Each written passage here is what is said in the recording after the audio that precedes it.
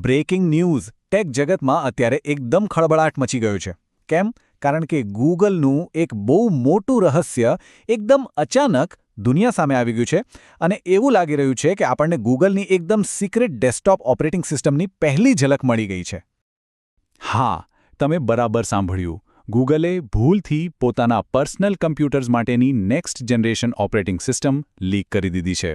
આ કોઈ પ્લાન કરેલી જાહેરાત નહોતી, બિલકુલ નહીં. આ તો એક નાની ભૂલ હતી, પણ એણે ગૂગલના સૌથી મોટા પ્લાન પરથી પડદો ઉઠાવી દીધો છે. તો ચાલો આ આકસ્મિક ખુલાસાની અંદર જઈએ. વાત એમ છે કે આ નવા ઓએસની પહેલી ઝલક કોઈ મોટા લોન્ચ ઇવેન્ટમાંથી નથી મળી. ના, એ મળી છે એક સાવ સામાન્ય બગ રિપોર્ટમાંથી. વિશ્વાસ આવે છે? તો સવાલ એ છે કે આ બધું બહાર આવ્યું કેવી રીતે? સાંભળીને નવાઈ લાગશે, પણ આખી વાત ગૂગલના પોતાના જ એક પબ્લિક બગ રિપોર્ટમાંથી શરૂ થઈ. 9 to 5 ગૂગલની નજર પડી એ સ્ક્રીન રેકોર્ડિંગ્સ પર જે એક HP ઇલીટ ડ્રેગનફ્લાય ક્રોમબુક પર ચાલી રહ્યા હતા. અને એમાં જે OS દેખાયું એ હતું એલોસ, એટલે કે એલ્યુમિનિયમ OS, અને એ પણ એન્ડ્રોઇડ 16ના બિલ્ડ પર. હવે આ લીક થયેલા ફૂટેજમાં જે દેખાયું ને એ ખરેખર જોવા જેવું છે. આ કોઈ એક OS જેવું લાગતું જ નથી. આ તો એક હાઇબ્રિડ ઇન્ટરફેસ છે, જેમાં એન્ડ્રોઇડ અને ક્રોમ OS બંનેના જાણીતા ફીચર્સનું મિશ્રણ છે. જાણે કે ગૂગલે બંને દુનિયાના બેસ્ટ ભાગોને ભેગા કરી દીધા હોય. ચાલો આ ઇન્ટરફેસ પર જરા નજીકથી નજર કરીએ. જુઓ, નીચેની બાજુ ક્રોમ OS જેવો ટાસ્ક બાર છે, પણ બરાબર વચ્ચે એન્ડ્રોઇડ સ્ટાઇલનું સ્ટાર્ટ બટન. ઉપરનો જે સ્ટેટસ બાર છે એ તો જાણે સીધો એન્ડ્રોઇડ ફોનમાંથી જ ઉઠાવી દીધો હોય, જેમાં વાઇફાઈ અને બેટરીના આઇકન્સ દેખાય છે. અને હા, એકદમ સ્મૂધ મલ્ટીટાસ્કિંગ અને ગૂગલ પ્લે સ્ટોરનો એક્સેસ પણ જોવા મળ્યો. સમજવાની વાત એ છે કે આ લીક ખાલી એક નવો UI નથી બતાવતો. ના, આનાથી પણ કંઈક મોટું છે. આ એ વર્ષો જૂની અફવાઓને સાચી સાબિત કરે છે કે ગૂગલ પોતાના મોબાઈલ અને ડેસ્કટોપ પ્લેટફોર્મ્સને એક કરવા માંગે છે. અને આ એ દિશામાં આપણી પાસેનો પહેલો નક્કર પુરાવો છે. અત્યાર સુધી જુઓ તો ગૂગલ જાણે બે અલગ અલગ દુનિયામાં જીવી રહ્યું હતું. એક તરફ હતું ક્રોમ OS, જે વેબ પર ફોકસ કરે છે, ખૂબ જ સિક્યોર અને સરળ ડેસ્કટોપ એક્સપિરિયન્સ માટે જાણીતું છે, ખાસ કરીને એજ્યુકેશન સેક્ટરમાં. અને બીજી તરફ એન્ડ્રોઇડ, જે એપ્સ પર ચાલે છે અને જેણે આખા મોબાઈલ માર્કેટ પર કબજો જમાવી રાખ્યો છે. તો પછી આ નવા OSનું નામ શું છે? એને કહેવામાં આવે છે એલ્યુમિનિયમ OS, અથવા શોર્ટમાં કહીએ તો ALOS. સીધી વાત છે, આ એક એન્ડ્રોઇડ બેઝડ ડેસ્કટોપ OS છે અને એનો એક જ મુખ્ય હેતુ છે એન્ડ્રોઇડ અને ક્રોમ OSની દુનિયાને એક કરી દેવી, જેથી ફોન, ટેબ્લેટ કે પછી PC બધે જ એક જેવો સમાન અનુભવ મળે. પણ સવાલ એ થાય કે ગૂગલ અચાનક આવું બધું કરી કેમ રહ્યું છે? આટલી મોટી મહેનત શા માટે? જવાબ ફક્ત એક શબ્દમાં છે: AI. જી હા, આર્ટિફિશિયલ ઇન્ટેલિજન્સ. આ વાર્તા ખાલી બે પ્લેટફોર્મને જોડવાની નથી. આ એક એવી નવી સ્ટ્રેટેજી છે જે AIને સેન્ટરમાં રાખે છે.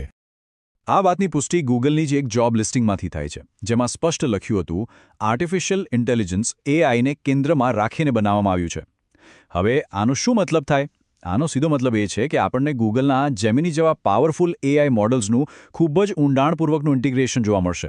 વિચારો, OSના દરેક ખૂણામાં સ્માર્ટ AI ફીચર્સ. આ પગલા પાછળ ગૂગલની એક બહુ મોટી ગેમ છે.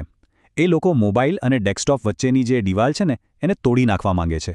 જરા વિચારો, એન્ડ્રોઇડની લાખો એપ્સ હવે સીધી તમારા લેપટોપ પર ચાલશે. આ સીધો માઇક્રોસોફ્ટના વિન્ડોઝ અને એપલના macOS માટે એક મોટો પડકાર છે, કેમ કે હવે ગૂગલ પાસે સસ્તાથી લઈને મોંઘા દરેક ડિવાઇસ માટે એક મજબૂત ઓપ્શન હશે. પણ આ રસ્તો એટલો સહેલો નથી જેટલો લાગે છે. બે આટલા મોટા પ્લેટફોર્મ્સને ભેગા કરવા અને માર્કેટમાં જે ઓલરેડી મોટા ખેલાડીઓ બેઠા છે એમને ટક્કર આપવી, એમાં ઘણા મોટા જોખમો પણ છે. ટેક એક્સપર્ટ્સ અમુક મોટા જોખમો તરફ ઇશારો કરી રહ્યા છે. જેમ કે પહેલું, જે UI મોબાઈલ પર મસ્ત ચાલે છે એ જરૂરી નથી કે PC પર પણ એટલું જ સારું કામ કરે. બીજું, જો મોબાઈલ ક્રોમનો ઉપયોગ થયો તો જે પાવર યુઝર્સ છે એ પોતાના જરૂરી ડેસ્કટોપ એક્સટેન્શન્સ ગુમાવી દેશે. ત્રીજું, મોટાભાગની એન્ડ્રોઇડ એપ્સ આજે પણ મોટી સ્ક્રીન માટે ઓપ્ટિમાઇઝ્ડ નથી. અને સૌથી મોટી ચિંતા, સિક્યોરિટીની.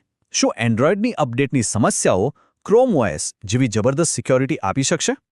અને હા, જે લોકો અત્યારે ક્રોમબુક્સ વાપરી રહ્યા છે એમના માટે એક મહત્વના સમાચાર છે. ગૂગલે કન્ફર્મ કર્યું છે કે હાર્ડવેર લિમિટેશન્સના કારણે અત્યારે જે ક્રોમબુક્સ છે એ બધા જ આ નવા OS પર અપગ્રેડ નહીં થઈ શકે.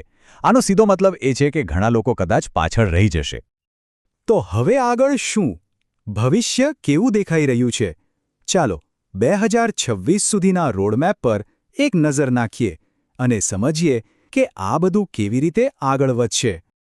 આખી વાર્તા વર્ષો સુધી તો ખાલી એક અફવા જ હતી, પણ પછી સપ્ટેમ્બર 2025માં ગૂગલે પોતાના PC પ્લાન્સ વિશે ઇશારો આપ્યો.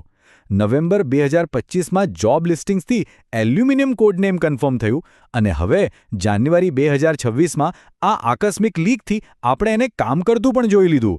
એટલે હવે સૌની નજર 2026 પર છે, જ્યારે આ નવા પ્લેટફોર્મનું ઓફિશિયલ લોન્ચ થવાની પૂરી શક્યતા છે.